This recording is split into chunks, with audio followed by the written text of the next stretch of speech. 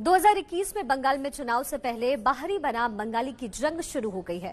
बंगाल में इस बार वोट से पहले चुनाव की कैच लाइन है बंगाली बनाम बाहरी। तृणमूल कांग्रेस ने धर्म के नाम पर वोट के ध्रुवीकरण को रोकने के लिए बीजेपी के खिलाफ इस बार नया अस्त्र लेकर के आई है।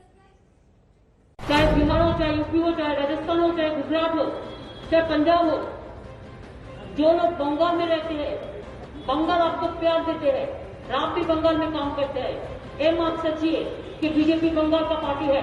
बंगाल का पार्टी हमारा तृणमूल कांग्रेस ही है और बीजेपी नहीं है। बीजेपी पे विश्वास मत कीजिए, भरोसा मत कीजिए। लगभग हर रैली में, हर भाषण में तृणमूल के बड़े से लेकर छोटे नेता यही कह रहे हैं कि बंगालियों से बंगाल छीन लिया जाएगा।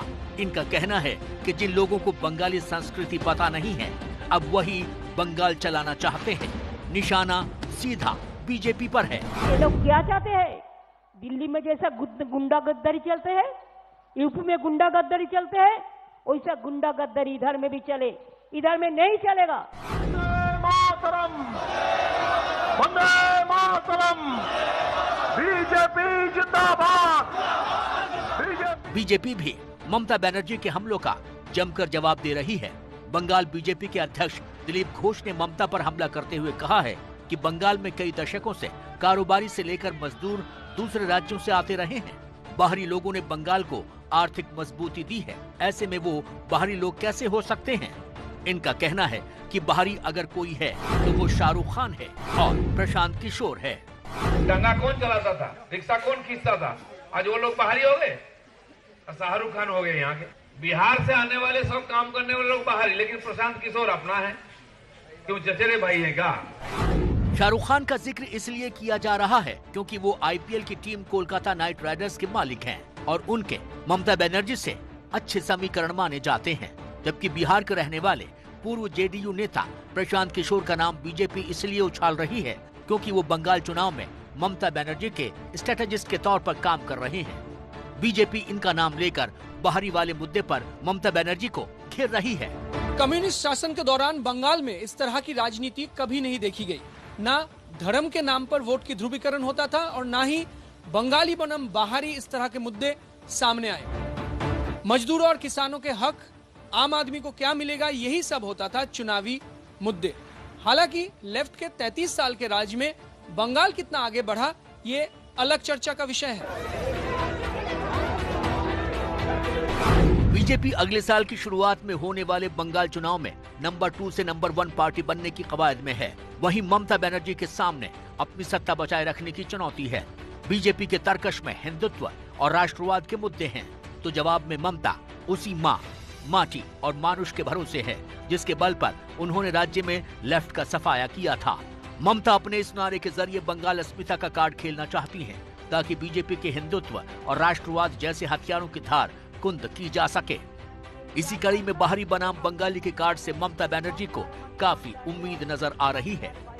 इस बहस को समझने के लिए पहले ये जानना जरूरी है कि बंगाल में कितने गैर बंगाली रहते हैं।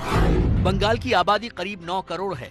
इसमें करीब 15% आबादी गैर बंगालियों की है, यानी करीब 1 करोड़ 30 लाख लोग गैर बंगाली हैं। इनमें से करीब 60 लाख लोग अकेले बिहार से हैं। इन आंकड़ों से साफ है कि बंगाल में एक बड़ी जनसंख्या गैर बंगालियों की है, लेकिन ममता ने बंगाल में रहने वाले गैर बंगालियों को बाहरी नहीं कहा है। बाहरी से उनका मतलब बीजेपी नेताओं से है। उन्होंने साफ साफ इस चुनाव को बंगाली बनाम बाहरी कहकर बीजेपी पर हल्ला बोल दिया है। बीजेपी बांग्लार पार्टी नয়, ওটা দিল্লির পার্টি, দিল্লি থেকে বসে থাকুক। গুজরাটের পার্টি গুজরাটে গিয়ে বসে থাকুক।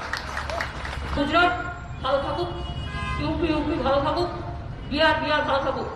তারা যদি ভালো থাকতে পারে তাদের উপরে রাজনীতির কোনো কিছু নেই।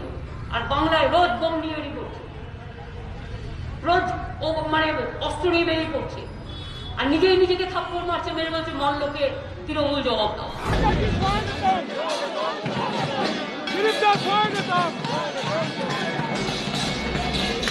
ये वो जगह है जहां से ममता जी की सरकार को उखाड़ फेंकने का निश्चय किया गया है। अब अंतिम छलांग लगानी बाकी है और वो हम 2021 में आप लोगों के आशीर्वाद से लगाएंगे। इस बार सरकार हमारी होगी, मुख्यमंत्री हमारा होगा। बीजेपी जानती है कि ममता के गढ़ में सेंध लगानी है तो उन्हें कोलकाता में भी अपनी चमक दिखानी पड़ेगी। यही वजह है कि बीजेपी अध्यक्ष जेपी नड्डा ने इस हफ्ते कोलकाता के भवानीपुर में अपनी रैली की शुरुआत की।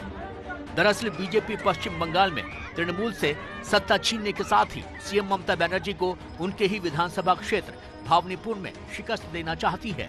2016 के विधानसभा चुनाव में ममता बनर्जी ने इस सीट पर 25,000 वोटों से जीत हासिल की थी। ममता ने यहां कांग्रेस की दीपा दास मुंशी को हराया था, जबकि बीजेपी तीसरे नंबर पर रही थी। भवानीपुर सीट पर लगभग 45,000 मुस्लिम वोटर हैं, जबकि 90,000 बंगाली वोटर्स और 50,000 गैर बंगाली वोटर हैं। बीजेपी ने इसलिए भी भवानीपुर का चुनाव किया क्योंकि यही इलाके में नेताजी सुभाष चंद्र बोस और श्यामा प्रसाद मुखर्जी जैसे गणमान्य हस्तियों का घर है। बीजेपी इनके जरिए बंगाल की मिट्टी से अपना कनेक्शन जोड़ने की कोशिश कर रही है। बीजेपी के राष्ट्रीय अध्यक्ष जेपी नड्डा ने ये संदेश दिया है कि उनकी पार्टी किसी भी तरह से बाहरी नहीं है। बीजेपी ने भवानीपुर का चुनाव इसलिए भी किया क्योंकि इस इलाके में नेताजी सुभाष चंद्र बोस, जनसंघ के संस्थापक श्यामा प्रसाद मुखर्जी जैसी गणमान्य हस्तियों का घर भी है। बीजेपी इनके जरिए बंगाल की मिट्टी से अपना कनेक्शन जोड़ने की कोशिश कर रही है।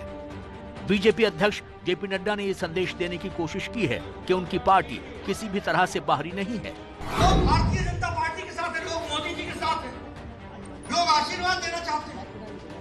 यहाँ वेस्ट बंगाल में 4 से 40 पहुंच गए, अब अंतिम छलांग लगानी बाकी है और वह हम 2021 में आप लोगों के आशीर्वाद से लगाएंगे।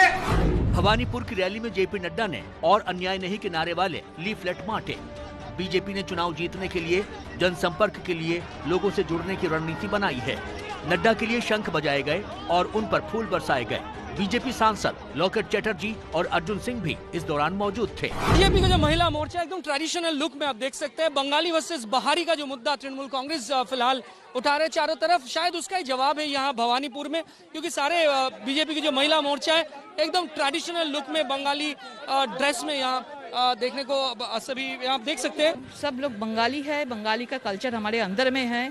हम लोग इधर हम लोग का जन्म भी हुआ है। तो बीजेपी तो पश्चिम बंगाल में जो लोग बीजेपी का नेता लोग है, जो नेत्री लोग है, जो कर्मी लोग है, ज्यादा से ज्यादा बंगाली है। ममता बनर्जी वोट के कारण हिंदू मुस्लिम का विभेद कर रहे हैं, बिहारी बंगाली का विभेद कर रहे हैं, ये ठीक नहीं है। गजब का लोगों का सपोर्ट देखने को मिला, गजब का परफॉर्मेंस उनका था कि भीड़ में लोगों के बीच में जुट चले जाते थे। और सब मिला के यही कहा जा सकता है कि बंगाल 2021 इंतजार कर रहा है कि कब भारतीय जनता पार्टी की सरकार। बीजेपी और तृणमूल की लड़ाई में नया मोड़ तब आया जब जेपी नड्डा के काफिले पर हमला हुआ। वो ममता बनर्जी के भतीजे अभिषेक बनर्जी के इलाके डायमंड हार्बर जा रहे थे और इस दौरान कैसे बीजेपी नेता कैलाश विजयवर्गीय की गाड़ी पर एक पत्थर आकर गिरा और उनकी गाड़ी के शीशे टूट गए, वो आपके सामने है।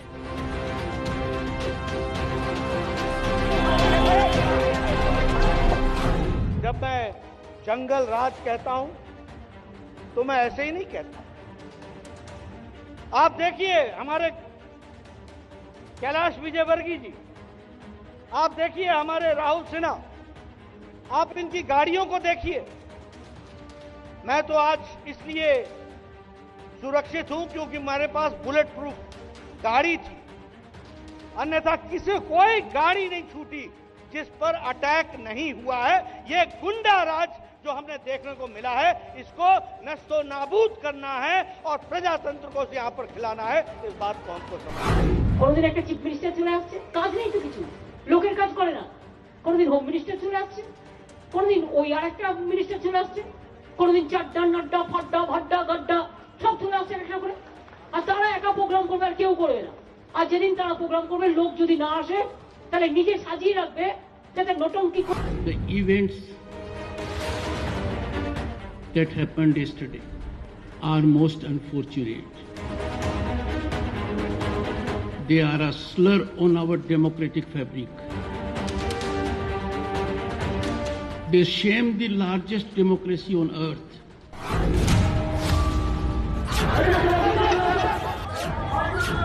कैलाश विजयवर्गीय की गाड़ी है, देखिए गाड़ी का क्या हाल है।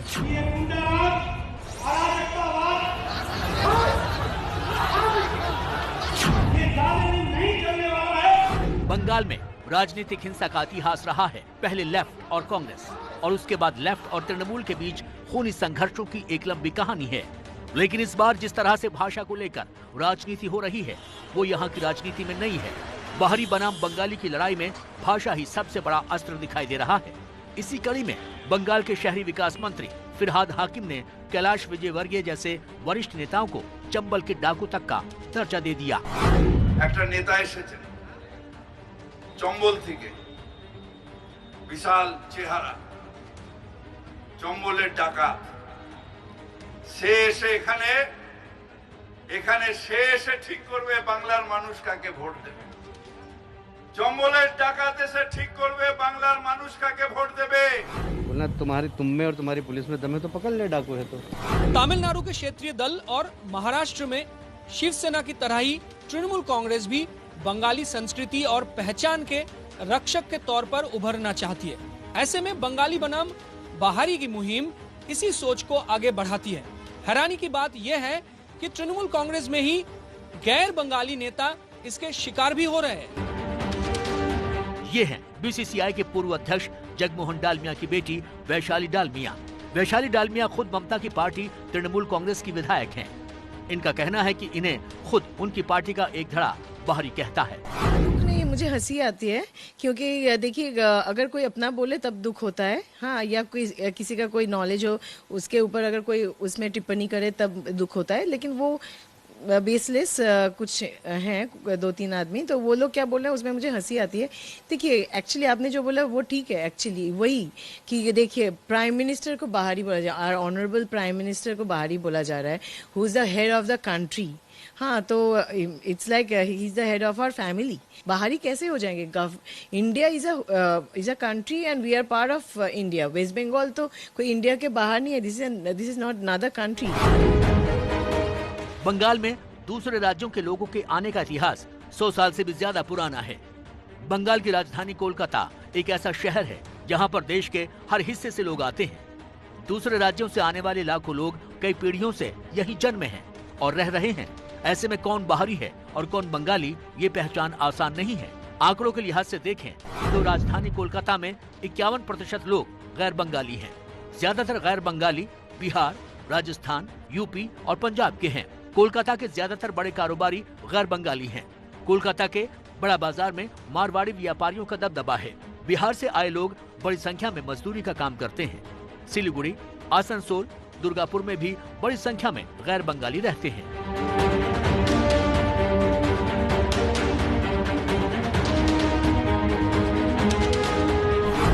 पश्चिम बंगाल देश के उन चुनिंदा राज्यों में से एक है जहां स्थानीय संस्कृति, परंपराओं और नायकों से लोगों का भरपूर लगाव है। सियासी दल भी इसे समझते हैं। ममता भी इसी फॉर्मूले पर राजनीति करती आ रही हैं। बीजेपी भी इसे लेकर सजग है। यही वजह है कि प्रधानमंत्री नरेंद्र मोदी से लेकर अमित शाह और जेपी नड्डा समेत तमाम बड़े बीजेपी नेता राज्य के दौरे पर अपने भाषणों में क्षेत्रीय अस्मिता और बंगाल के नायकों का खास उल्लेख करते हैं। आने वाले दिनों में इस मुद्दे पर दोनों पार्टियों की कवायद और रफ्तार पकड़ेगी।